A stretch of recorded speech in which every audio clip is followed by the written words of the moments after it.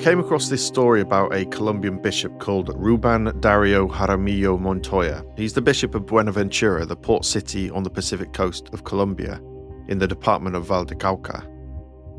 In 2019, during a festival for Saint Bonaventure, Bishop Jaramillo was going to board a military helicopter and fly over the city, pouring holy water down onto the streets of Buenaventura to exorcise it. In his own words, he said that we have to drive the devil out of Buenaventura to see if we can restore the peace and tranquility that our city has lost due to so many crimes, acts of corruption, and with so much evil and drug trafficking that invades our port. Now, unfortunately, the aerial method never materialised in the end, but I do know that the bishop certainly did travel around on the back of a big red fire truck, covered in green and yellow balloons, sirens going and sprinkling holy water onto the streets.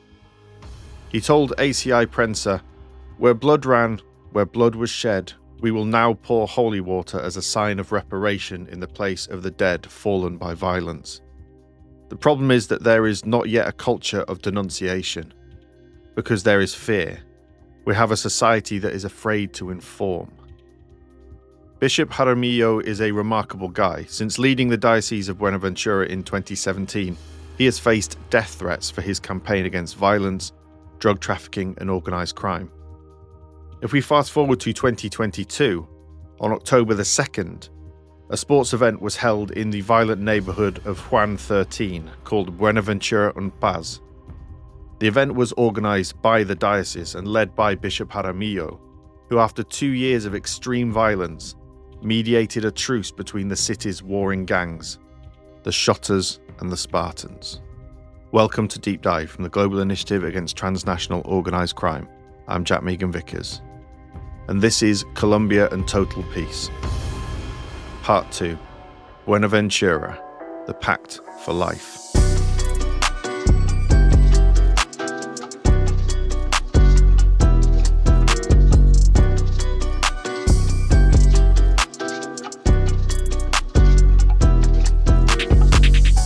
In the last episode, we focused on the ELN and Arauca and the negotiations with the government under the Total Peace policy.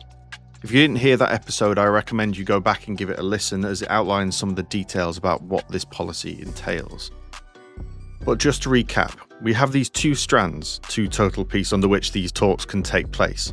Political criminals like the ELN, armed groups that have political ambitions.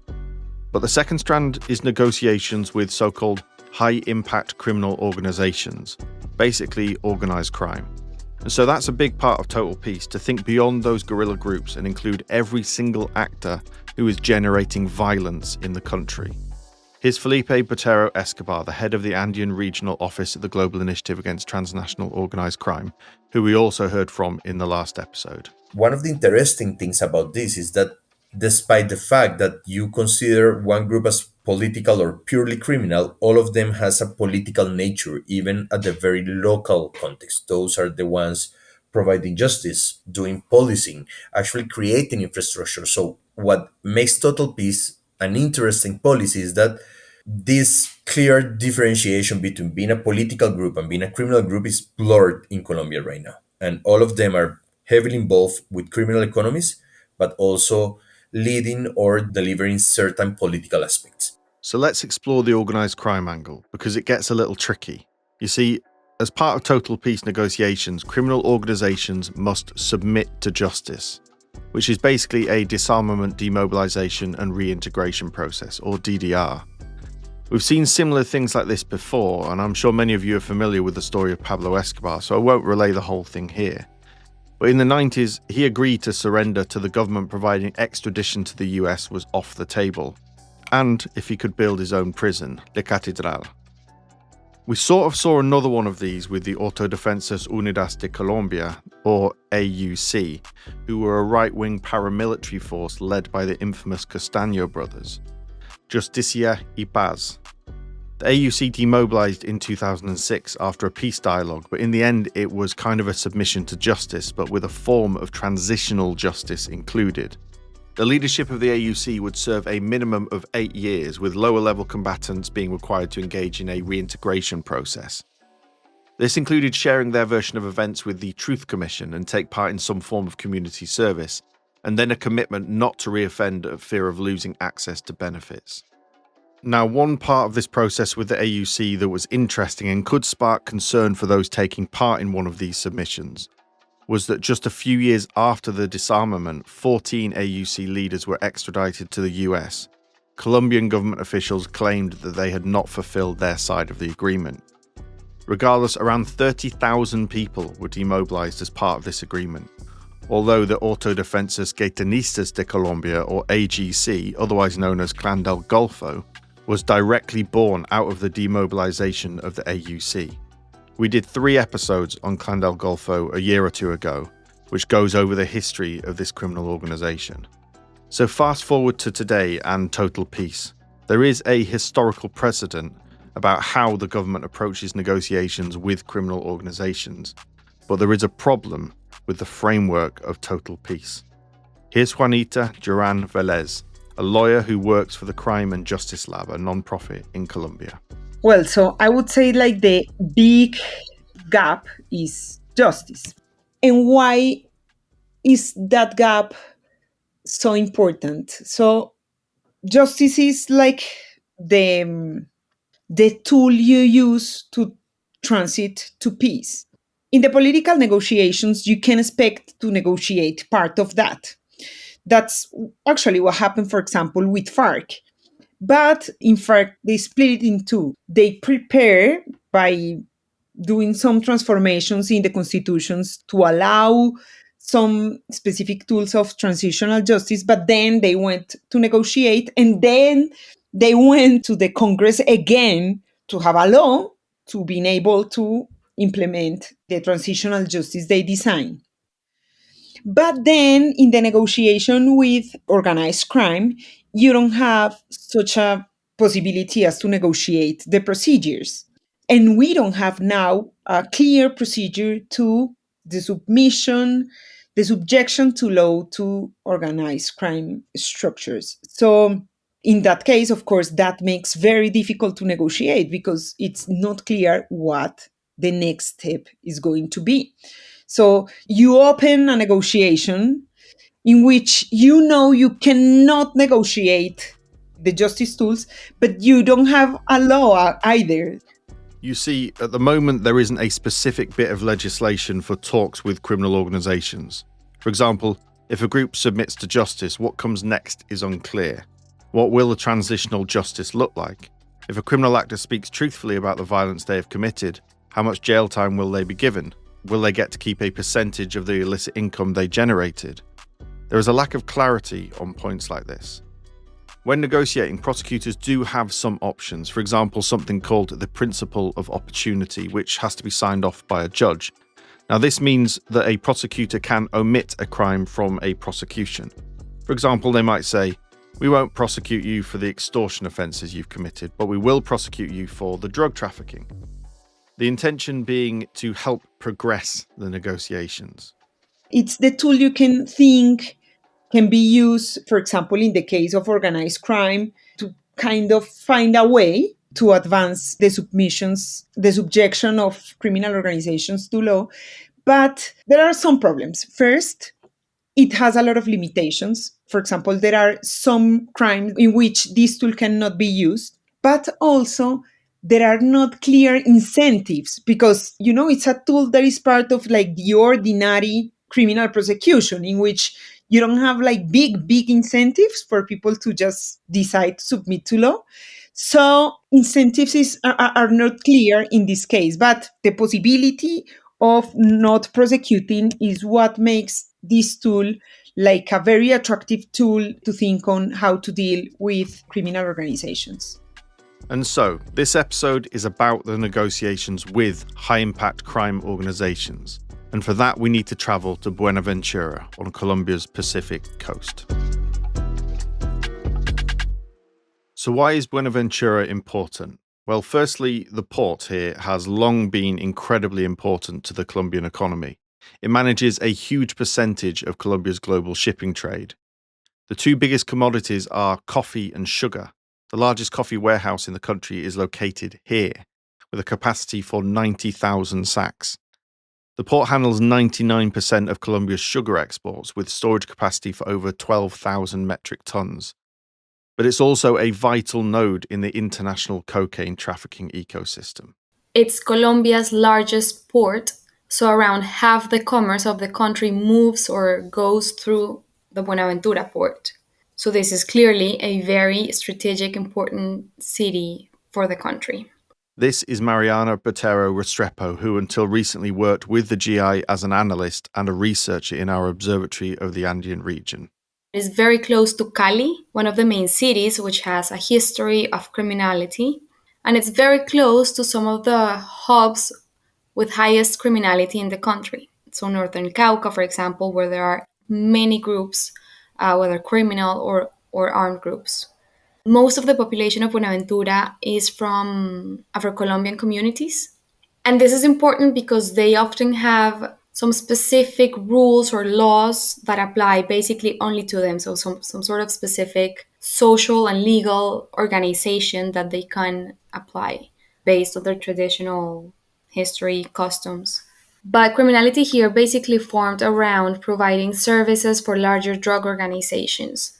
There are two major gangs. One of them is called the Spartanos or Spartans, and then Shottas. Now, I think we need to look at the recent criminal history of Buenaventura to show how the two groups that currently dominate the city, the Shottas and the Spartans, emerged.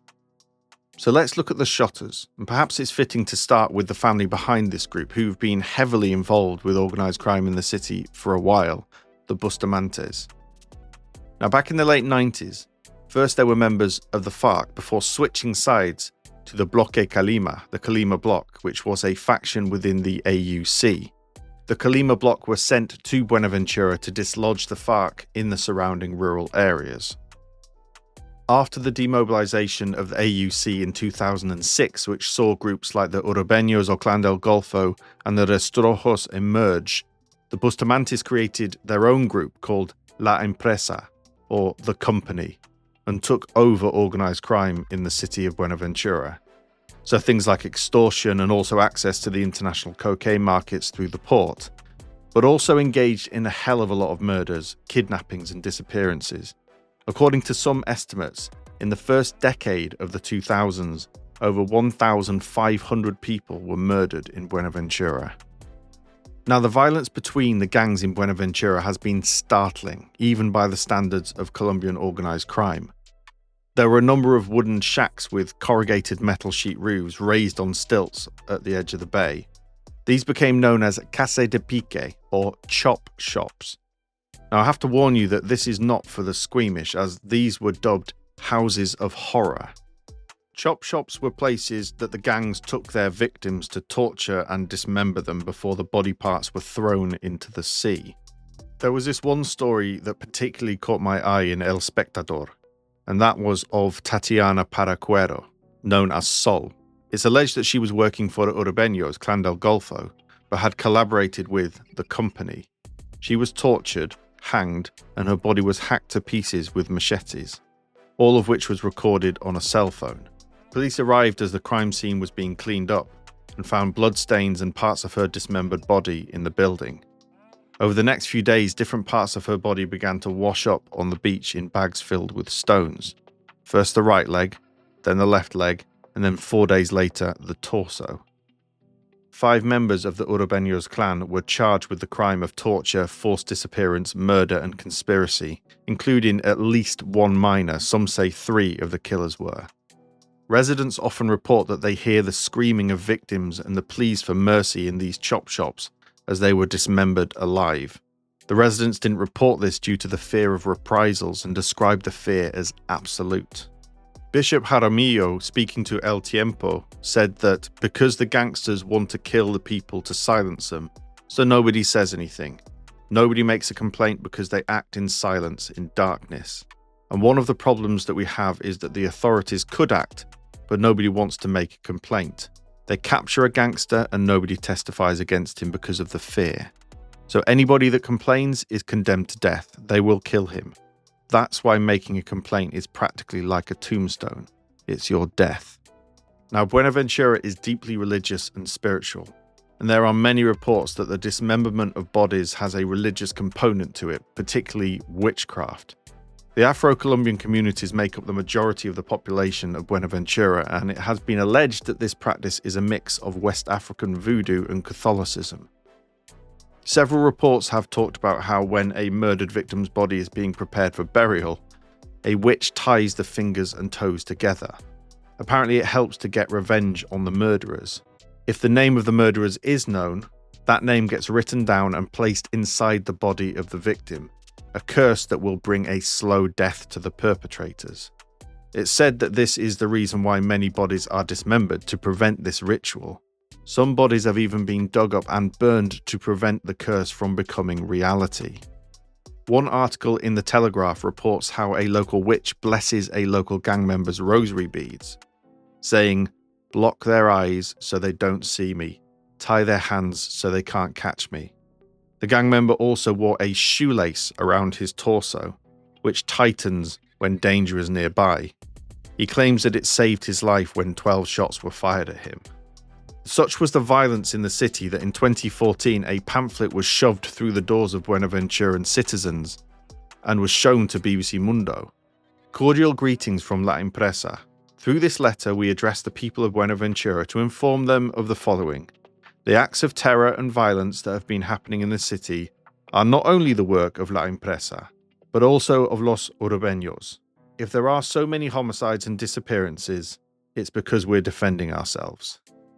Between 2010 and 2013, Human Rights Watch reported that 13,000 residents fled Buenaventura due to the violence.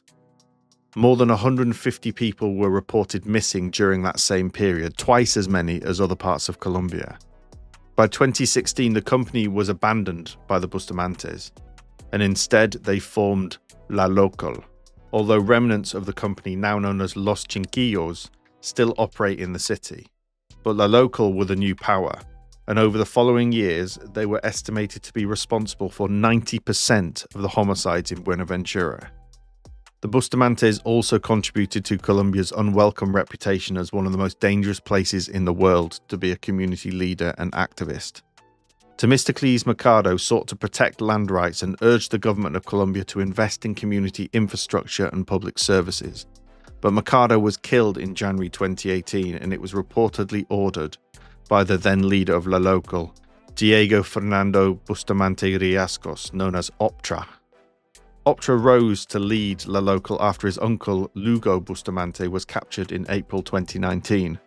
Now, Optra is an interesting character. One video from his social media showed him dancing in a swimming pool clad in expensive gold and diamond jewellery, and another with a questionable zoom in and out repeatedly on what looked like an M4 or an M16 rifle.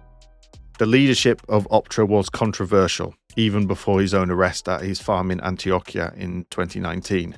His capture reportedly aided by the digital clues that he'd left on his social media. Unfortunately, Optra was released from prison in 2022. But during Optra's short stint in custody, in 2020 La Local split into two competing factions, the Shottas and their rivals, the Spartans.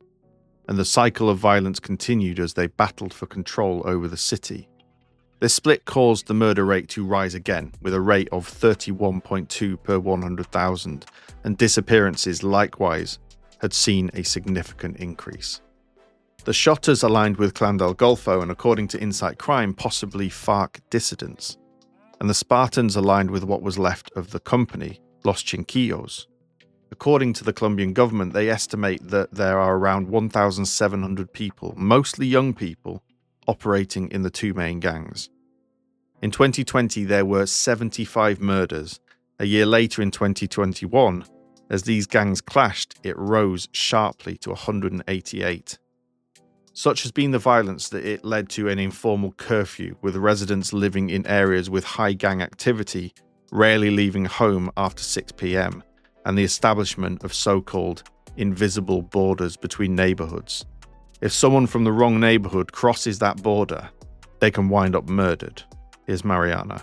They have a lot of power in limiting people's ability or right, and I say right like in quotation marks, because they are able to limit the person's or the inhabitants' mobility. So they are able to install curfews or to limit who can enter which neighborhood depending on where they live. So we would see cases of people who were unable to visit their families because they lived in a neighborhood that was controlled by a rival gang. So in order to meet, I don't know, their mom, they would need to meet in the city center rather than just being able to visit their families. When there is an active dispute, they would limit the times in which people are allowed to enter the neighborhood. So let's say, and this is a real case that somebody was telling us about, either 11 p.m. or midnight. If your work required you to leave or to enter the neighborhood at that time, you needed to ask for permission or inform them beforehand. Indeed, this curfew reminds me of this one story from September 2022, where Bishop Jaramillo explained that because of the violence between the Shottas and the Spartans and the curfew imposed, the evening mass in churches across the city had to take place earlier so that worshippers could comply with it. He said, "They send out a statement that at 6 in the evening everyone has to be at home, so everyone has to obey." Obviously, this has had a huge impact on those living in Buenaventura, and in 2022, over 6,300 people were displaced from their homes. Another 2,100 were confined within the municipality, many of those within the city itself. It's estimated in total that around 20,000 people have been displaced in the whole of Buenaventura. Some researchers described people living under these gangs as having shadow citizenship, and we'll come to that in a moment. Because in our brief narrative history, we've arrived at October the 2nd, 2022, and total peace. Leading up to this point, the number of murders in the city was 85 by August, actually higher than the previous year at the same point. But as we heard right at the start, Bishop Jaramillo and the Catholic Church, alongside the government, was already mediating a ceasefire between the Shottas and the Spartans, eventually agreeing to a truce in September before renewing it in December. It was cited as the first real achievement of total peace. But again, there are rumblings over the approach of total peace, the same concerns that arose in relation to the last episode on the ELN and Arauca, and that's the centralized approach to negotiations and a lack of local involvement. When you talk to local authorities about what their role is in total peace, one of the main conclusions of one of the reports of this research is that the role of local authorities is very, very reduced. We even had complaints of authorities saying they're not even being involved in logistical details when people from the national government go. So the risk is that if this process doesn't work, there is no plan B. And local authorities often do not even know what's being agreed, or they do not have the detail. They might find out, communiques and people on the ground, but there's not a strategic participation of local authorities in the design of the process, in the implementation of the process. And up till now, or up until our research, there wasn't a clear path as to what their role would be if it was successful or if it wasn't. And this is true for local authorities, but also for security forces. And here, remember, we're talking about a city in Buenaventura, and the dynamics are totally different to a rural setting like Arauca. In the cities, groups tend to be more criminal than political and armed. They exercise control in a different way. So what about the community voices? What say do they have in total peace? People in Buenaventura and in most of Colombia, they want peace, or at least a real reduction of violence that would allow them to live a better life. The thing is that specifically with total peace, the community's participation, especially in Buenaventura, has been very limited. And when we asked people if they knew what the table or what was being discussed during total peace for Buenaventura, if they know what was being discussed, they would say no. Some of the concerns we did hear was that the media attention, which is not a lot, but there is some, was in some way legitimizing criminal groups that were nothing but criminal. And that was a real concern. Another concern was that in this effort of the groups to portray themselves as legitimate actors at the local level, because they do resolve conflicts, because they do have participation in economies, because, they do participate in everyday life, because they're trying to portray themselves as legitimate actors, they're starting to get involved in narratives and in requests that they never did before. We'll come to how the gangs are getting involved with aspects of society they previously had no interest with later. First, I'd like to stay with the reduction of homicides. By the time of total peace, homicides were already reducing after the good work and mediation of the bishop and his church and the Pact for Life. Now, the government saw this truce as an opportunity to negotiate with these groups under total peace. Here's Felipe. So this truce that existed in Buenaventura was the perfect setting or context to actually start promoting these dialogues. However, there are a lot of things in the design and implementation of the policy that has left the pact or the truce in Buenaventura just as a truce and it's not moving forward. And there is no clarities from the truce that these two criminal gangs did with what actually the government can offer for them in the future. And at the same time, having the truce has allowed them to stop fighting and actually increase their criminal governance in the territories, kind of strengthening their position for the same conversations. And this that has happened in Buenaventura is a trend that we are seeing across the country and in the different negotiation spheres. Now, this has echoes of what we've heard before, in that during a period of negotiations with the government, criminal gangs like the armed groups we discussed in the last episode have used total peace to actually increase their control over territories.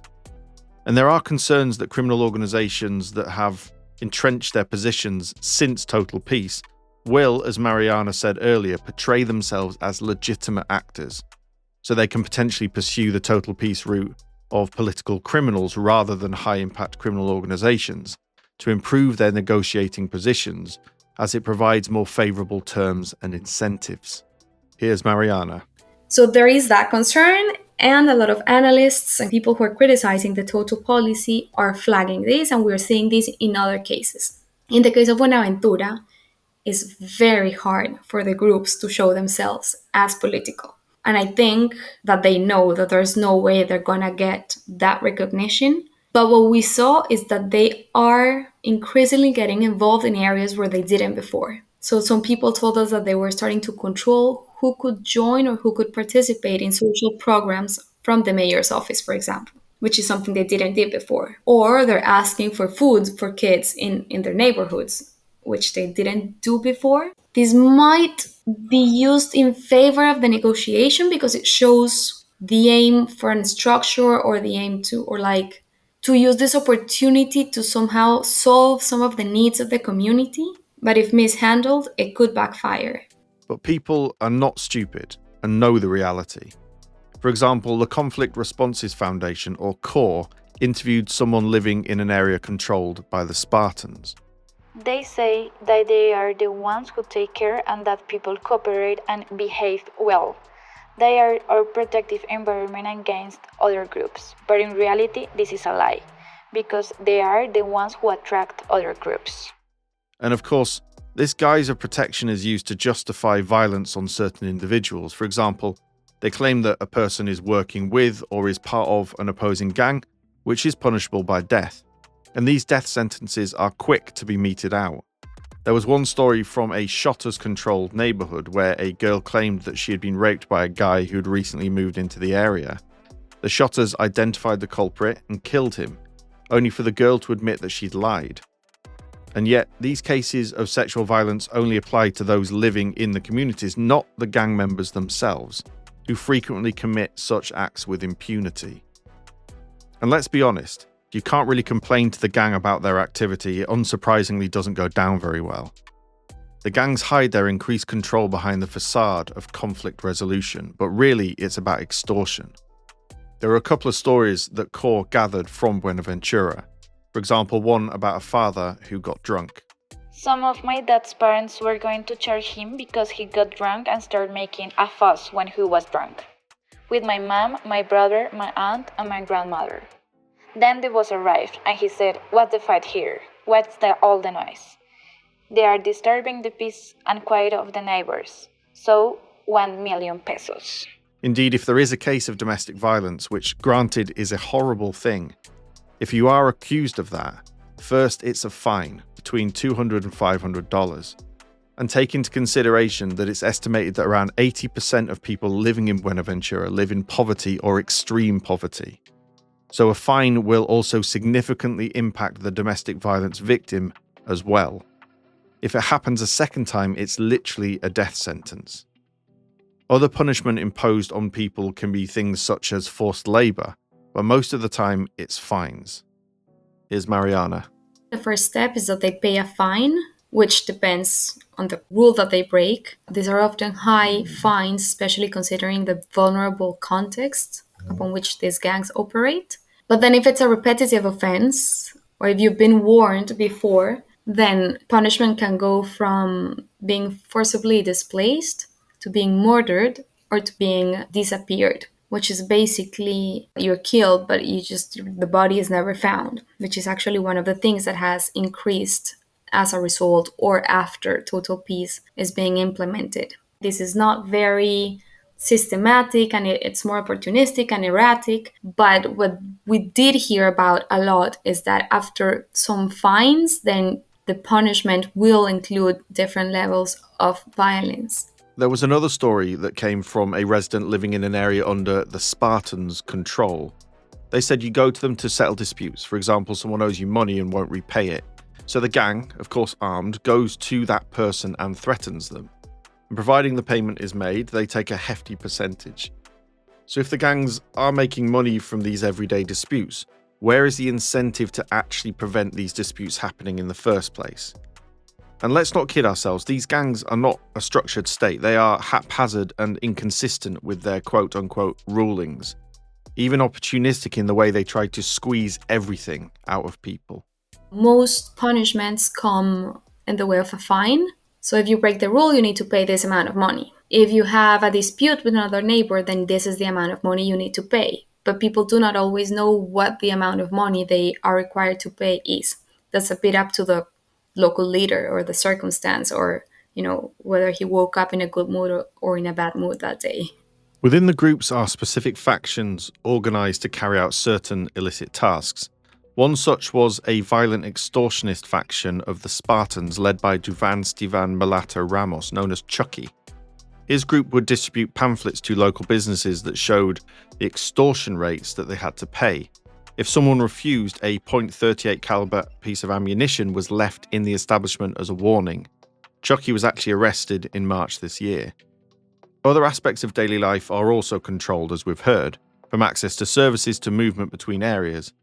And if you are not from the area, you need special dispensation, which of course inevitably comes with strings attached.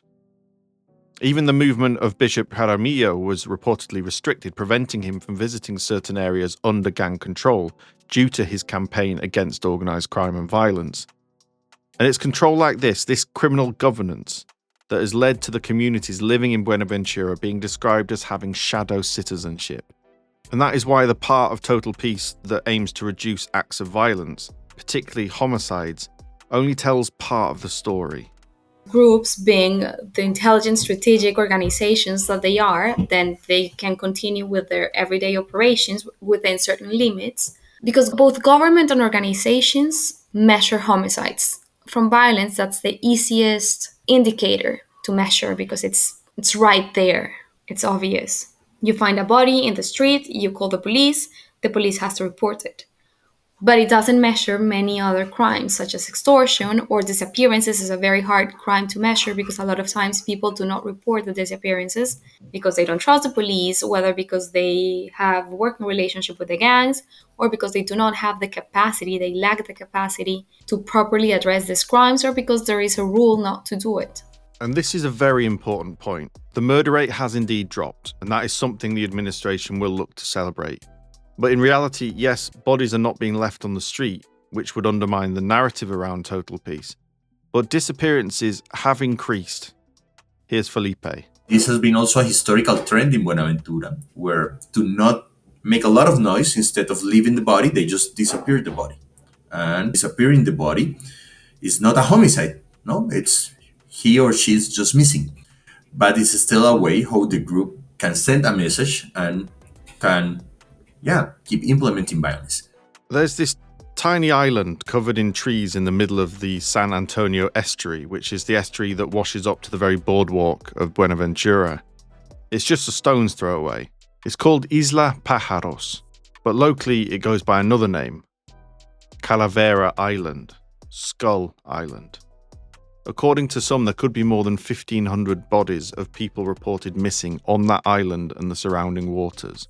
So remember right at the start of this episode, we talked about the history of the criminal groups operating in the city. One of the commanders of the Colima bloc, which was part of the paramilitary AUC, Eva Velosa, before his extradition to the US, admitted he had ordered bodies to be thrown into the estuary. And this weirdly brings me to state investment. We've talked about the importance of the port. Well, currently it has a depth of 13 meters, but to accept the very largest container ships, shipping companies are specifying a depth of 16 meters. And this is something that's been suggested for Buenaventura and is currently underway. But the families of the disappeared are concerned that this will make the recovery of the remains of relatives all but impossible given what's involved in the dredging process. Now, sticking with the role of the state, remember in the last episode that Arauca had been neglected for decades from the central authority, which allowed groups like the ELN to entrench themselves and essentially co-govern in parts of the department. Well, Buenaventura is a bit different because of its vitally important port.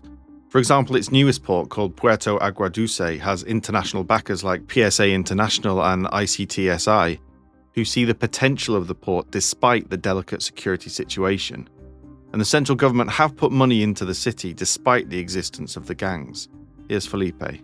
There is a lot of money from the national government going to Buenaventura, but also very structural corruption logic that makes that none of these investments actually touch the ground and change the life of the people.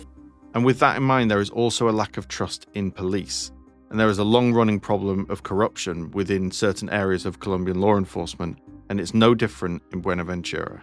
Here's Mariana. This is no surprise for anyone. It's often or is very common for security forces to collude with armed groups, with criminal groups. There's an issue of capacity, there's an issue of economic. Security forces are normally not well paid, and working with a gang will allow them to have extra income.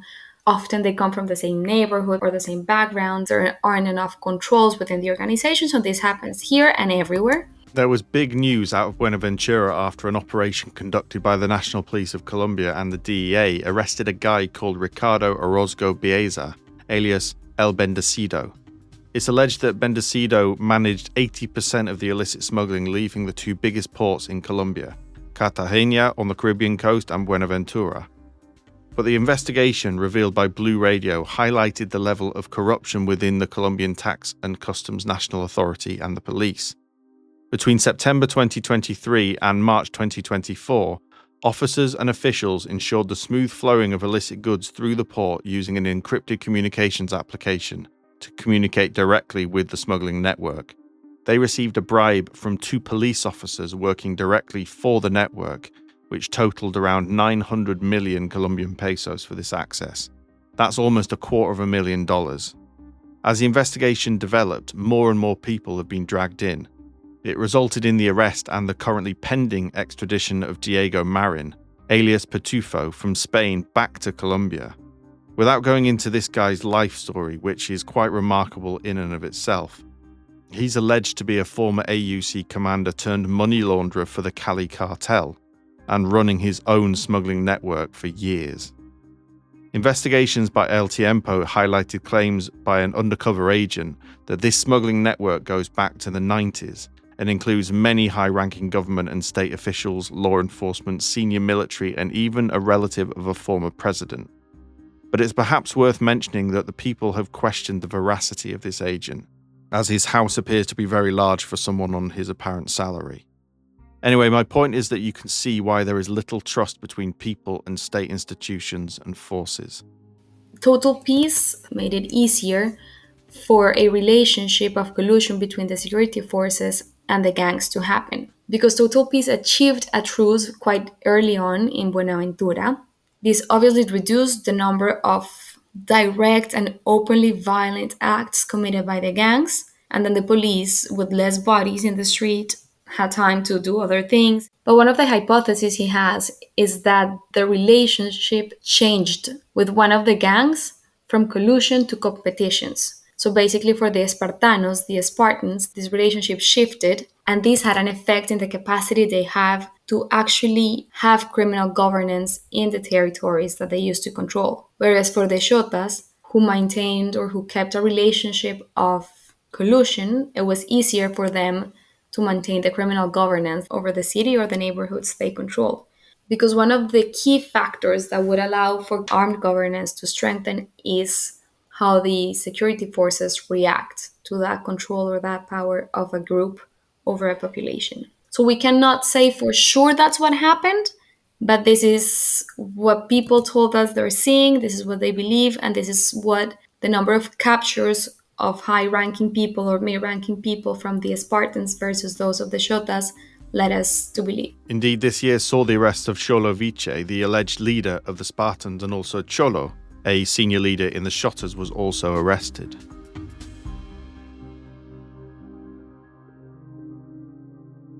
So what about local government? Well, there was a quote from Bishop Jaramillo that I thought was quite illuminating. He was asked the question by El Tiempo, "What has been the hardest thing about your work in Buenaventura?"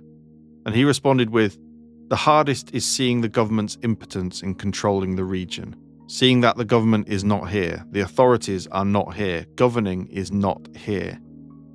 One would like to see the mayor taking charge, making decisions, and you see them so tied up, so kidnapped by the criminal gangs.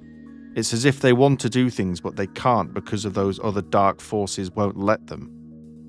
In Buenaventura, total peace has reduced the homicides, as we've heard.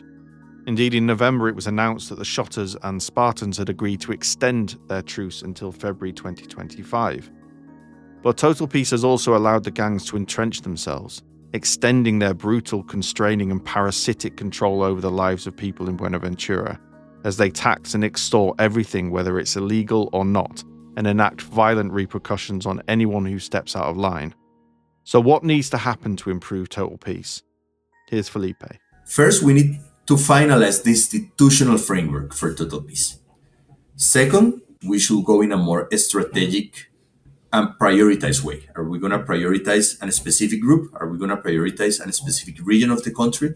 Are we going to prioritize super local dialogues? Are we going to prioritize urban gangs to diminish violence? What's the strategy that we want to pursue through total peace? Because having a very broad total peace is clearly creating a cacophony of negotiation with not necessarily specific outcomes that the government can use as an early victory to show that this innovative approach is worth it to be continued after the end of the government. And finally, I think that there is a need to include more local voices in the conversation. I think that the fragmentation of the Colombia conflict right now happens and occurs in the very local level. This is not anymore a very national war with national actors beside ELN and Clan del Golfo, but even within those two actors, their local structures are the ones who are acting politically, and I put this under quotes, in this local region. So probably going deeper to a more granular understanding and granular conversations can take us to bigger or better national results. Colombia has achieved success with previous DDR processes. We heard in the previous episode that the vast majority of FARC combatants have remained outside of criminality since 2016. But as we also heard in the previous episode about the political criminals, there are concerns about the middle ranks. It's the same with organized criminal groups. They have the skills and the knowledge, and if there are submissions to justice, then providing the illicit market still exists, then there will be a demand for that knowledge. And so, realistically, and we're talking years from now, what does success look like for total peace? Here's Juanita.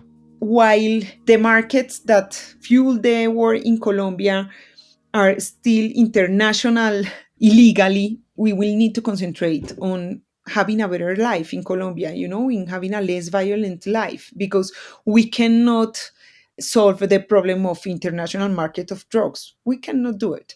So while we are in this scenario, I would say that living a life, providing a life without violence for those that live in the territories which are right now extremely violent, that can be a success. But we need to think in a more complex pattern of violence, not only a life without homicide, but a life without gender violence, without extortions, without kidnappings, and so on.